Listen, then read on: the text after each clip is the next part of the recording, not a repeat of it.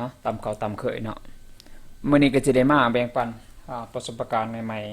ๆให้ทานที่สนใจเกี่ยวกับทางด้านคอมพิวเตอร์เนาะเพิ่มเติมผู้ที่ฮู้แล้วก็บ่เป็นหยังเนาะสำหรับผู้ที่ยังบ่ทันฮู้ก็คิดว่าการน่าสิมีแล้วก็เขาเนาะก็น่าสิมีแต่สำหรับผู้ที่ฮู้แล้วก็เป็นหยังแต่สำหรับผู้ที่ยังบ่ทันฮู้ให้เบิ่งเนาะตั้งใจให้เบิ่งตั้งใจเบิ่งเพราะว่าคนส่วนใหญ่มักจะมีปัญหา มักมีปัญหาคือว่าลงปัญหาก็คือว่า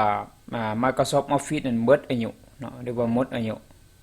การที่เบิดอายุของมันจะบ่สามารถใช้งานหยังได้เลยเนาะบ่ว่าจะเป็นเวอร์ชัน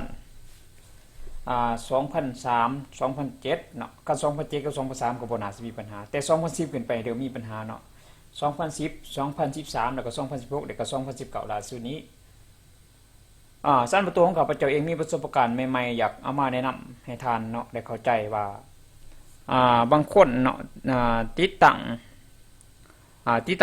ตัวโปรแกรมเองเขาจะบ่มีปัญหาปานใดเนาะติดตั้งตัวโปรแกรมผู้ใดก็ลงได้บอกง่ายๆแต่วันนี้มีปัญหาก็คือว่าส่วนใหญ่จะมีปัญหาเกี่ยวกับการต่ออายุพอลงไปแล้วคือว่าบ่แอคทิเวตมันบ่แอคทิเวตพอฮอด30วันครบเดือนหนึ่งมันก็ปิดการใช้งานของมันก็บ่สามารถที่จะเฮ็ดงานได้เลยเนาะพอเปิดเข้ามาหน้าต่างตัวนี้มันก็จะเป็นลักษณะขาวๆมันก็จะเป็นแบบสะดวกไปคือเอิ้นว่าบ่แจ้งในเหมือนบ่แจ้งเนี่ยบัดนี้ก็บ่สามารถเฮ็ดงานอย่างไรคือมันปิดเบิดเนาะคือมันปิดเบิดบ่ว่าสิเป็นเบิดรุ่นใดก็แล้วแต่ถ้าว่าเบิดอายุก็เป็นเช่นเดียวกันเนาะบัดนี้ข้าพเจ้าสิมาอธิบายเกี่ยวกับวิธีการต่ออายุของ Wordเนาะวิธีการต่ออายุ Word ขอนำเสนอเว็บนี้มาเนาะ Activate CMS เนาะ Office 2010 2013แล้วก็2016แต่ Activate ตัวนี้จะใส่ได้อยู่3เวอร์ชันเนาะก็คือเวอร์ชัน2010แล้วก็เวอร์ชัน2013แล้วก็เวอร์ชัน2016บ่สามารถที่จะต่ออายุของ2019ได้เนาะมาเบิ่งขั้นตอนการต่อไปกันบัดนี้มันบอกว่าวิธี Activate MS of 2010เนาะ for มันบอกว่า คือประมาณนี้มันบอกเนาะมันจะขึ้นแถบสีเหลืองนี่แสดงว่ายังบ่ทันได้ต่ออายุของมันจะฟ้องคือแถบสีแดงนี้เนาะ เฮาก็เดือนนึงมาเรื่อยๆเนาะทีนี้ถึงยังว่ายังบ่ทันเบิดอายุยังถือว่ามันให้ใช้งานมันยังให้ใช้งานอยู่เนาะเพราะว่าปิดไปมันก็ให้ใช้งานต่อไปพอเบิดเดือนนึงมันก็เบิดถือว่าเบิดอายุการใช้งานของมันปันนี้วิธีแก้ไขด้วยโปรแกรมมาบาโปรแกรมนี้เนาะวิธีแก้ไขด้วยโปรแกรมนี้ KMSPICO Activate เนาะให้ทานเสิร์ชถ้าว่า2019ให้ทานเขียนก็บอก for 2019เขียนเป็นภาษาอังกฤษเนาะเขียนชื่อโปรแกรมนี้แล้วก็ for 2019 Office เนาะ for 2019แล้วก็ Office เขียนว่า2019แล้วก็ Office หรือว่า Office 2019แล้วก็เขียนเป็นดาวน์โหลดเขียนเป็นภาษาอังกฤษเนาะหรือภาษาไหนทานสามารถเขาดาวน์โหลดอยู่ที่ได้แต่ตัวนี้เนาะมันจะสามารถต่อได้ก็ต่อเมื่อต้องเป็น2010 2013แล้วก็2016เท่านั้นเนาะ2019บ่สามารถต่อได้เพราะว่าถ้าว่าเฮาอยากต่อเฮาต้องไปดาวน์โหลดเฉพาะของมันปี2019มาใส่ถึงจะสามารถใช้ได้เมื่อดาวน์โหลดโปรแกรมแตกไฟล์ซิปเป็นที่เรียบร้อยแล้วมันก็จะลักษณะแบบนี้เนาะสำหรับท่านใดที่คอมท่านใดที่ยังบ่มีฟอนต์รองรับเนาะหมายถึงว่าไฟล์บีบอัดยังบ่ทันรองรับหมายถึงว่าเนี่ยนะครับพอเฮาดาวน์โหลดมานี่นะฐานบ่เป็นรูปตัวหนังสือฐานบ่เป็นรูปหนังสือ3อันนี้แสดงว่าไฟล์ตัวนั้นแสดงว่าของเฮาเนี่ยยังบ่ทันได้ติดตั้งไฟล์บีบมาเถื่อเพราะฉะนั้นเราต้องไปทำการไปดาวน์โหลดมาติดตั้งซะเพื่อรองรับกับไฟล์ตัวนี้ไปดาวน์โหลดมาติดตั้งใส่คอมของเราหั่นเนาะเกินว่าไฟล์นี้ชื่อว่าไฟล์วินดาไฟล์นี้ไฟล์วินดาพอดาวน์โหลดมาปรับเครื่องไร้มีมันก็จะรองรับเป็นตัวหนังสือเป็นเด่มจังซี่เนาะหนังสือเป็นเด่มสิเกินว่าไฟล์บีบมัดเนาะโดยไฟล์วินดาหลังจากเราดาวน์โหลดมาปรับมันก็ทำเฮามาทำการแตกไฟล์อยู่นี้เนาะคลิกขวาแตกไฟล์เนาะนี่หลังจากแตกไฟล์ปั๊บมันก็จะได้อยู่2ส่วนเนาะ2ส่วน ส่วนที่1มันบอกว่าไฟล์ install production กดเข้าไปที่โฟลเดอร์ไฟล์ install บอกไฟล์ install เป็นไฟล์นี้เนาะไฟล์ install เพราะแต่ไฟล์มาปรับได้ปรับมันจะเป็นไฟล์ KMS PICO setup มันบอกเป็นไฟล์ติดตั้งเนาะเป็นไฟล์ติดตั้งพวกอะไรมาหน้าต่างนี้ปรับแล้วเราก็ทำการ next เนาะ next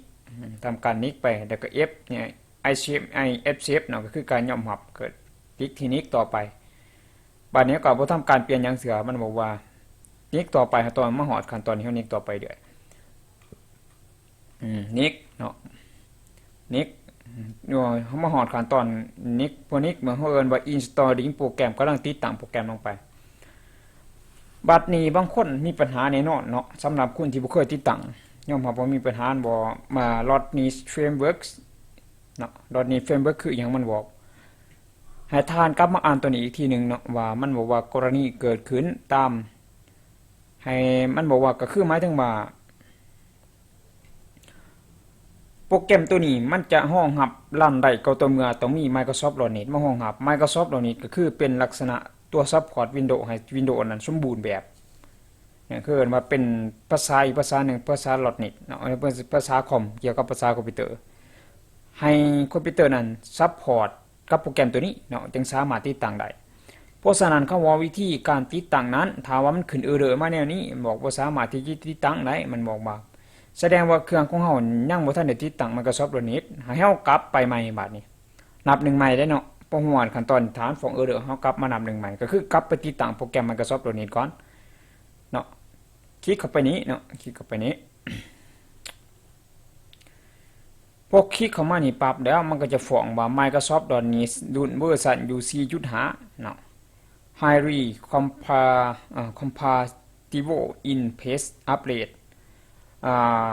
Rodney Framework เนาะก็คือเฮาดาวน์โหลดสามารถเข้าดาวน์โหลดพอดาวน์โหลดปั๊บก็ติดตั้งเลยเนาะเฮาก็ทำการไปติดตั้งโปรแกรมซะ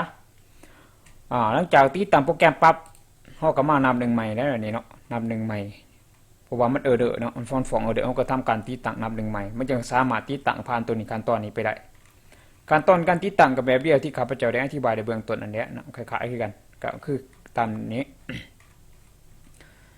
มานี่พอติดตั้งปั๊บนะเฮาก็รีสตาร์ทเครื่องมันก็จะสามารถใช้ได้เลยเนาะสามารถใช้ได้สำหรับออฟฟิศที่เบิดอายุจากที่ใช้งานบ่ได้มันก็สามารถใช้ในงานได้หลังจากเฮาติดตั้งแล้วปั๊บนะเฮาทำการรีสตาร์ทเครื่องของเฮาได้เนาะทำการรีสตาร์ทเครื่องมันก็สามารถใช้ได้ถือว่าเป็น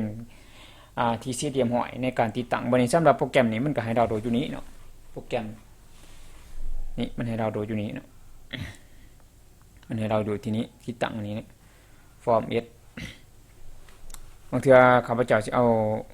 บอลยูตัวนี้ไปติดไปป้าไว้ของคลิปใต้คลิปของข้าพเจ้าเนาะแต่คลิปที่ข้าพเจ้าได้แนะนำไว้สิเอาลิงก์มันไว้แล้วท่านเข้าไปคลิกเอาได้เนาะคลิกเข้าไปสามารถไปคลิกเอาได้สิเอาลิงก์มันไว้ให้ใต้รูปมัน